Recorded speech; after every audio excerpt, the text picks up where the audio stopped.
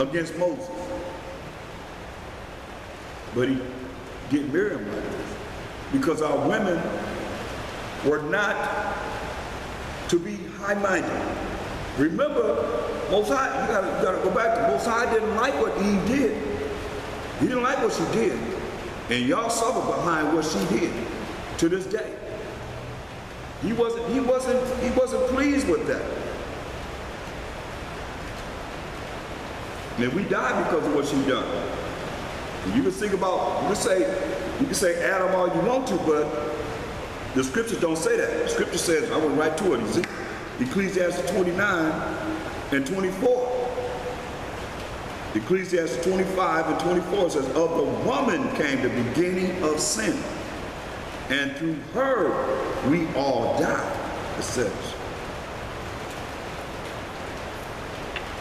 Going all the way back to Eve and dealing with Satan and allowing him to tell her about this power as to be as God she's gonna have. You understand this? That's why the Most High have order. He don't want things out of order. Where things are out of order totally, that's why you got to bring back the rod. We got to pass under that rod as we just read in the wilderness. And that rod gonna be the law. Did you break the law? How was your spirit? How was you spiritually in it?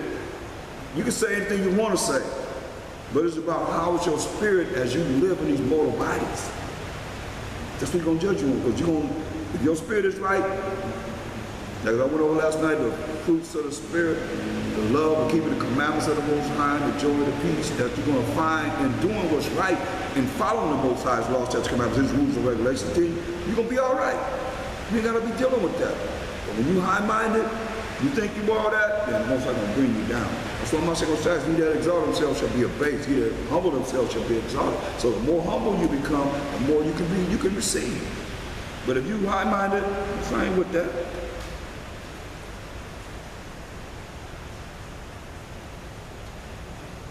Numbers 12 and 12.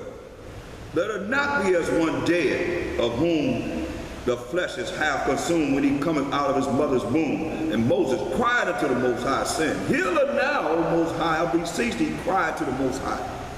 There's no chance the Most High have pity. But that probably went over your head. But he went to him with humility and the broken and contrite spirit, crying to the Most High.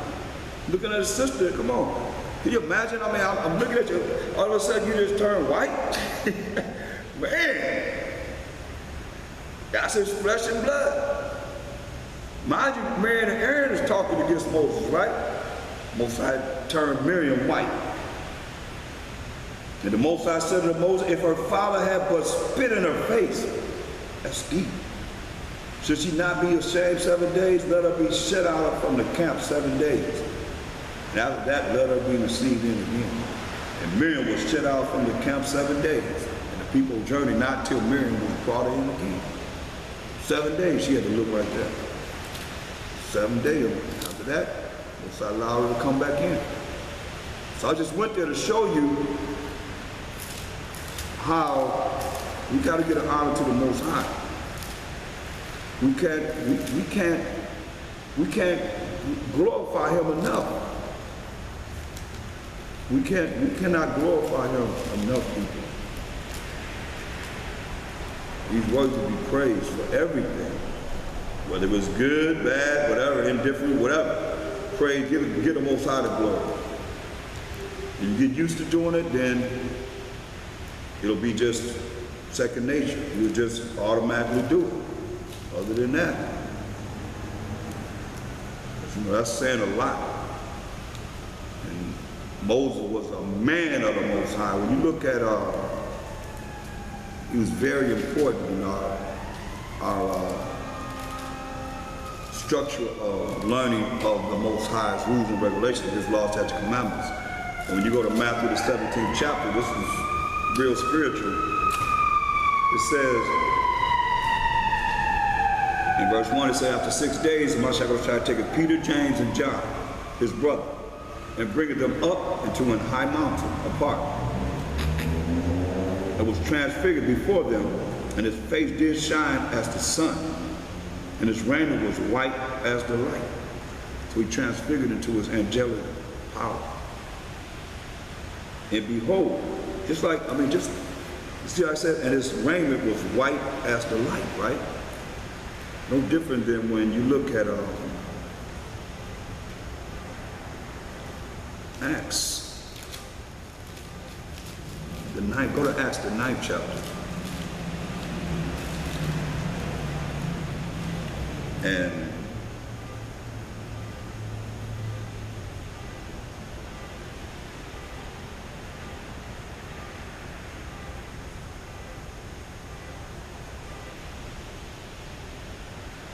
let's look at, I'll start at verse 1. Acts 9. And we're dealing with, as it says here, in Matthew 17:2, and was transfigured before them, and his face did shine as the sun, and his raiment was white as the light. So look in here in Acts 9:1, and Saul yet breathing, this is Paul, before his name was changed to, his name is Saul before his name was changed to Paul, who wrote most of the New Testament. It says, and Saul yet breathing out threatenings and slaughter against the disciples of Mashiach Yahawashi, went unto the high priest and desired of him letters to Damascus, to the synagogues, that if he found any of this way, whether they were men or women, he might bring them bound unto Jerusalem. He was against anyone that was teaching by Hashem Mashiach Yahawashi. And as he journeyed, he came near Damascus. And suddenly there shined round about him a light from heaven. And he fell to the earth and heard a voice saying unto him, Saul, Saul, why persecutest thou me? And he said, who art thou, master? And the master said, I am Mashiach Yahawashi, whom thou persecute. It is hard for thee to kick against the pricks. See? And he trembling and astonished said, Master, what wilt thou have me to do? And the master said unto him, arise and go into the city, and it shall be told thee what thou must do. So, just showing you that bright light is the same light of wisdom and understanding that's illuminating as he's going up into this mountain with Peter, John, and James. It says in Matthew 17 chapter, verse 2, and was transfigured before them, and his face did shine as the sun, and his raiment was white as the light, very bright. This was Saul is seeing. And behold, there appeared unto them Moses and Elias, talking with him. There appeared unto them Moses and Elias, talking with him. Then answered Peter and said unto Mashiach Yahawashi, it is good for us to be here. If thou wilt, let us make thee here 3 tabernacles, one for thee, and one for Moses, and one for Elijah. While he yet spake, behold, a bright cloud overshadowed them. Here is cloud again. What is this cloud? It's a chariot of the Most High. And behold, a voice out of the cloud which said, this is my beloved Son, in whom I am well pleased. Hear ye him. They just heard a voice. And when the disciples heard it, they fell on their face and were so afraid. Sound familiar? Go to Exodus, the 20th chapter.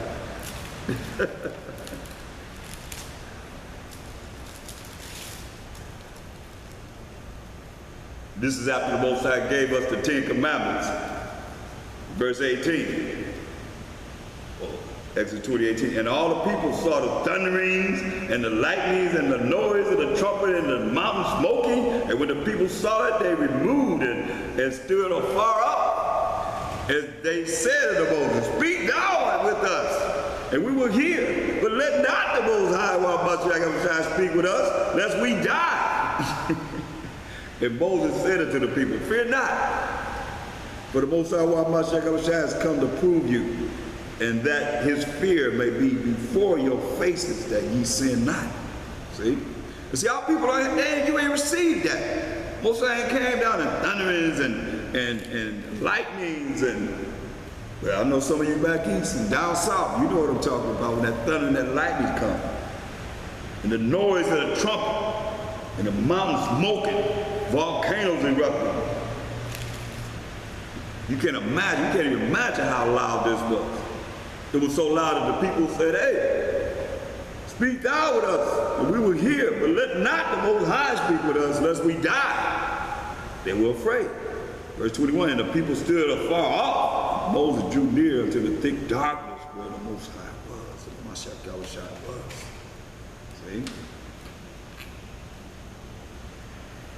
And the Most High said unto Moses, thus shalt thou say unto the children of Israel, ye have seen that I have talked with you from heaven. See? He talked with the children of Israel from heaven because he had his messengers. You look at Exodus 3 and 2. And the angel of the Most High appeared unto him in a flame out of the midst of the bush. See? So it is the angel or the spirit that the Most High allows us to hear, but the Most High is still speaking from where? Verse 22, and the Most High said unto Moses, thus thou shalt say unto the children of Israel, ye have seen that I have talked with you from heaven. Spoke to them from heaven.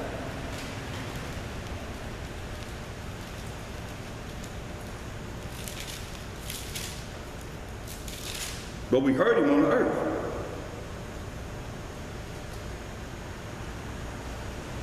Look at Deuteronomy 4 and 36.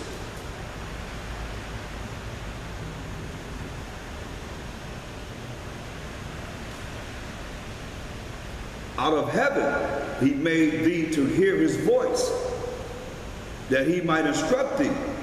And upon earth he showed thee his great fire. See?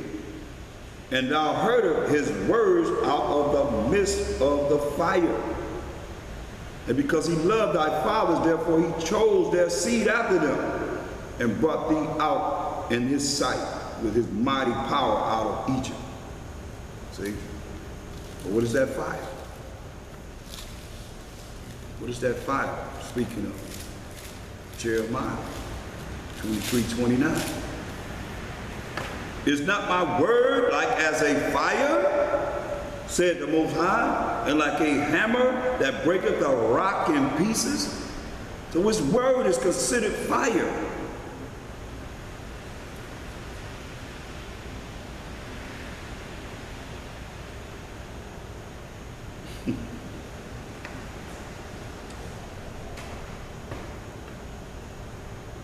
Look at Jeremiah 23:23. The Most High said, am I a power at hand, said the Most High, and not a power far off? Can any hide himself in secret places that I shall not see him? Said the Most High, Yahawashi, do not I feel heaven and earth? Said the Most High. That's why we look at Revelation 1 and 7. But understand it, he said, can any hide himself in secret places that I shall not see him? Revelation 1 and 7. Behold, he cometh, Yahawashi cometh with clouds. Those clouds again are the vehicles of the chariots of the Most High. And every eye shall see him. Every eye gonna see him. And they also which pierced him, and all kindreds of the earth shall wail because of him. Even so am I. That's why it says in Jeremiah 23:24, can any hide himself in secret places that I shall not see him? So I say every eye gonna see him. Think about it. They got these bunkers way underground where they think they can live so many years underground. Most High said, can any hide himself in secret places that I shall not see him? Said the Most High, do not I feel heaven and earth? Said the Most High. That's our power. Straight up. You can't. What they gonna build to hide from the Most High? Somebody tell me. What do you think? No matter how far under the earth, how far in the air they go, who made it?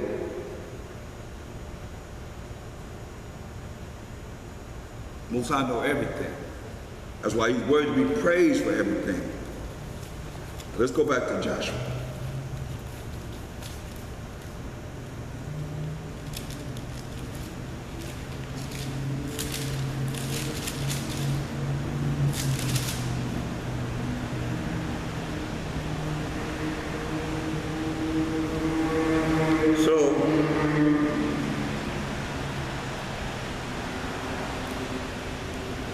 Joshua, the 5th chapter, we're Joshua in the fifth chapter. Verse 5. Now all the people that came out were circumcised, but all the people that were born in the wilderness, by the way, as they came forth out of Egypt, them they had not circumcised. See, they broke the law right there. Because we're supposed to be circumcised on the 8th day. Once a boy child is born, he's supposed to be circumcised on the 8th day. But they didn't do that. So the children that were born in the wilderness, from those that came out of Egypt, the adults, they didn't circumcise the boys.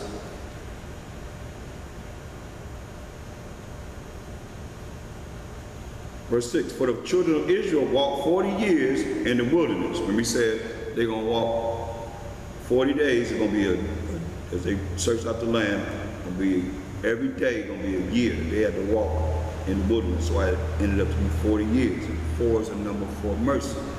For the children of Israel walked 40 years in the wilderness till all the people that were men of war, which came out of Egypt, were consumed, because they obeyed not the voice of the Most High, unto whom the Most High sware that he would not show them the land, which the Most High sware unto their fathers, that he would give us a land that floweth with milk and honey. So, as I said, you know, Moses didn't make it either, but he did show Moses the land, but he didn't allow him to come in. But you see that Moses was so special that the spirit of Moses came to a Mashiach Yahawashi and Elijah to show him his death, for him to prepare for his death. We was reading in Matthew the 17th chapter.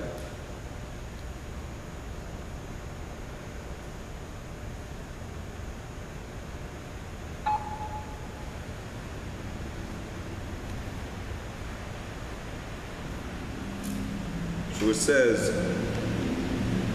verse 7, and their children, whom he raised up in their stead, them Joshua circumcised. For they were uncircumcised, because they had not circumcised them by the way. It came to pass, when they had done circumcising all the people, that they abode in their places in the camp till they were whole, till they was healed. And the Most High said unto Joshua, this day have I rolled away the reproach of Egypt from off you. Wherefore the name of this other place is called Gilgal unto this day. And the children of Israel encamped in Gilgal, and kept the Passover on the 14th day of the month at even in the plains of Jericho. So you see, we acknowledge the Passover on the 14th day of the month at even in the plains of Jericho. And they did eat of the old corn of the land on the morrow after the Passover, unleavened cakes and parched corn in the self-same day. You know, supposed to eat unleavened bread for 7 days. And the manna ceased on the morrow after they had eaten of the old corn of the land. Neither had the children of Israel manna any more, but they did eat of the fruit of the land of Canaan that year. Most High allowed us to have great crops. And it came to pass, when Joshua was by Jericho, that he lifted up his eyes and looked, and behold, there stood a man over against him with his sword drawn in his hand. And Joshua went unto him